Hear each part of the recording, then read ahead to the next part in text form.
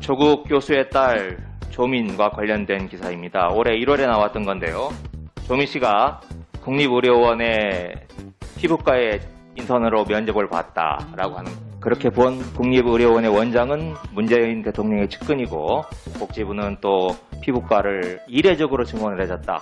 조민 의료원 원장, 복지부 장관 3명이 3박자를 맞춰가면서 특혜를 줬다라고 하는 내용을 스트레이트에서 쓰고 칼럼도 썼습니다.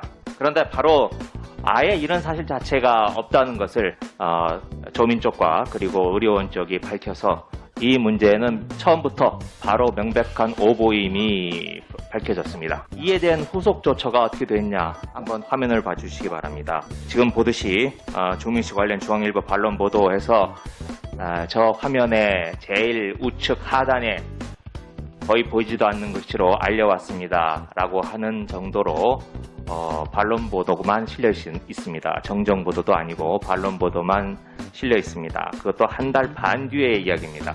그런데 공교롭게도 이 기사를 우리나라 언론은 검색을 하면 아직도 여전히 떠 있습니다.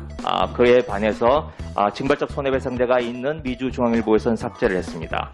조선일보도 예전에 사파 사건이 있었죠. 그랬던 조선일보도 우리나라에서 사과 보도를 하긴 했습니다만은 미국판에서 미주판에서는 기사를 삭제했던 것이 참 공교롭게 느껴집니다.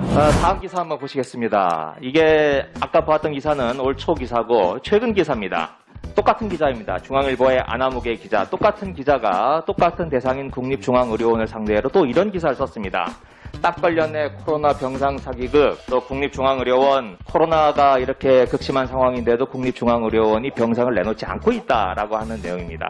그래서 제가 궁금해서 제가 취재를 해봤습니다. 국립중앙의료원에. 그랬더니 국립중앙의료원은 취약계층 때문에 못 내놓는 겁니다. 즉 팔다리가 잘린 노숙자 등 또 에이즈 환자, 우리 사회에서 아무도 돌보지 않는 사람 병상을 내놓지 못하고 하고 있다는데도 불구하고 이 중앙일보의 아나무개 기자는 제가 오늘 딱 5분 통화를 해보고 알 수 있는 사실들을 이 중앙일보 기자는 자기 입맛에 맞는, 그리고 자기가 창피를 당했던 국립중앙의료원을 상대로 제가 보기에는 보복적 기사를 썼다라고 생각할 수밖에 없습니다.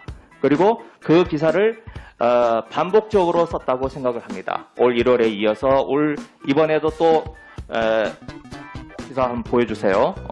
이틀 상관으로 계속 기사를 쓰고 있었습니다. 그런데 언론중재법 국립중앙의료원 원장은 이 징벌적 손해배상제의 대상이 아닙니다. 고위공무원이란 이유로요. 네, 김우겸입니다. 저는 사례를 하나 들어서 우리 언론의 현실을 한번 짚어보고 왜 우리가 지난 여름 그렇게 오랫동안 언론중재법에 대해서 고민을 하고 다툼을 벌였는지 한번 짚어보고자 합니다. 한번 저 화면 한번 좀 보여주시겠어요? 네, 조국 교수의 딸 조민과 관련된 기사입니다. 올해 1월에 나왔던 건데요. 조민 씨가 국립의료원의 피부과에 인턴으로 면접을 봤다라고 하는 겁니다.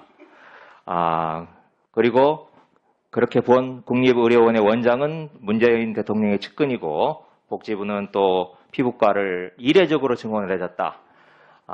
조민 의료원 원장, 복지부 장관 3명이 3박자를 맞춰가면서 특혜를 줬다라고 하는 내용을 스트레이트에서 쓰고 또 칼럼도 썼습니다.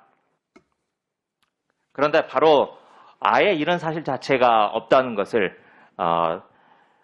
조민 쪽과 그리고 의료원 쪽이 밝혀서 이 문제는 처음부터 바로 명백한 오보임이 밝혀졌습니다. 그런데도 이에 대한 후속 조처가 어떻게 됐냐 한번 화면을 봐주시기 바랍니다. 네, 지금 보듯이 조민 씨 관련 중앙일보 반론 보도에서 저 화면의 제일 우측 하단에 거의 보이지도 않는 글씨로 알려왔습니다 라고 하는 정도로 반론 보도만 실려 있습니다. 정정 보도도 아니고 반론 보도만 실려 있습니다. 그것도 한 달 반 뒤의 이야기입니다. 아까 우리 문재환 교수님 말씀하시는 중에 정정보도, 반론보도의 중요성에 대해서 말씀하시면서 그 분량보다는 시기가 중요하다고 말씀하셨는데 어떻습니까? 예, 충분하다고 보십니까? 지금 한 달 뒤에 반론보도 게재된 네. 내용에 대해서 저는 뭐 충분하다고 생각하지 않습니다. 네? 충분하다고 생각하지 않습니다. 네네. 알겠습니다. 고맙습니다. 우리 최영길 교수님께 여쭙겠습니다. 아까 발제하신 내용 중에 보면 우리 언론의 원칙, 저널리즘 원칙이 이미 황폐화되어 있다 이런 진술을 하셨던데요. 만일 제대로 된 언론이라면 이렇게 스스로 잘못이 드러났을 경우에 어떤 조치를 취해야 된다고 생각을 하십니까? 한국 언론의 특징 중에 하나는 오보나 어떠한 어떤 사실에 기반하진 보도에 대한 사후 조치가 굉장히 약하거나 없는 경우가 이제 대다수라고 생각됩니다. 근데 이것이 한 언론사만의 문제는 아니고요. 다른 언론사가 이것을 회피하고 사실은 이것을 보도하지 않음으로써 서로 약간 공모의 어떠한 체계를 갖고 있다 이렇게 생각됩니다. 그렇기 때문에 우리 개별 언론사들에게 이것을 이제 책임을 묻는 것들, 그런 방식들이 이제 굉장히 중요하다고 생각되고요. 지금처럼 어떠한 이 분량 그리고 이 정도의 어떤 정정 보도 이런 것은 사실은 굉장히 의미가 없는 수준이다 이렇게 생각합니다. 네, 전적으로 동의하고요. 저도 언론 스스로에게만 자율 규제의 책임을 맡기다 보니 저렇게 면피성으로 보이지 않는 곳에 손톱만큼 반론 보도를 내준 것으로 자기 책임을 다하는 게 지금 우리나라의 현실이라고 생각합니다. 그런데 공교롭게도 이 기사를 우리나라 언론은 검색을 하면 아직도 여전히 떠 있습니다. 그에 반해서 미주중앙일보에서는 이 기사를 삭제를 했습니다. 징벌적 손해배상제가 있는 미주중앙일보에서는 삭제를 했습니다. 조선일보도 예전에 사파 사건이 있었죠. 그랬던 조선일보도 우리나라에서 사과 보도를 하긴 했습니다만은 미국판에서 미주판에서는 기사를 삭제했던 것이 참 공교롭게 느껴집니다. 다음 기사 한번 보시겠습니다. 이게 아까 보았던 기사는 올 초 기사고 최근 기사입니다. 똑같은 기자입니다. 중앙일보의 안하무개 기자, 똑같은 기자가 똑같은 대상인 국립중앙의료원을 상대로 또 이런 기사를 썼습니다. 딱 걸렸네 코로나 병상 사기극, 또 국립중앙의료원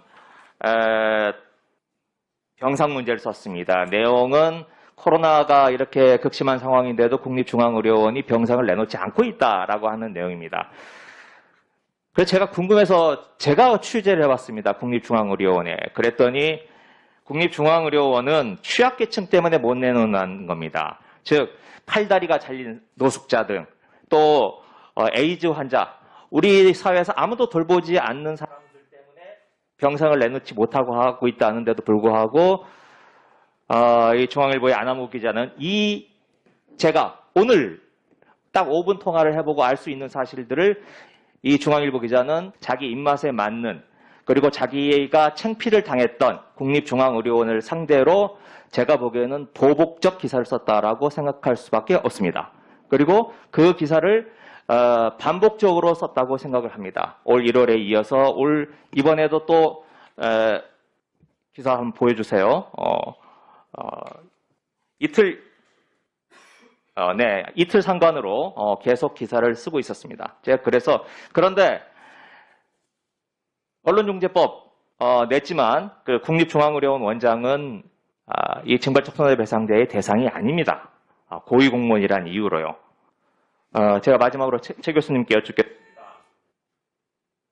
최 교수님, 입증책임의 평등성 중요하다고 말씀하셨는데 이런 경우에 입증책임을 어떻게 나누는 게 적합하다고 생각하십니까? 일단 기본적으로 입증 책임의 문제에 있어서는 지금 고위 중과실 같은 경우는 이제 언론사가 하고 있는 것으로 저는 알고 있습니다. 그 부분은 이제 그렇게 가면 될 것 같고요.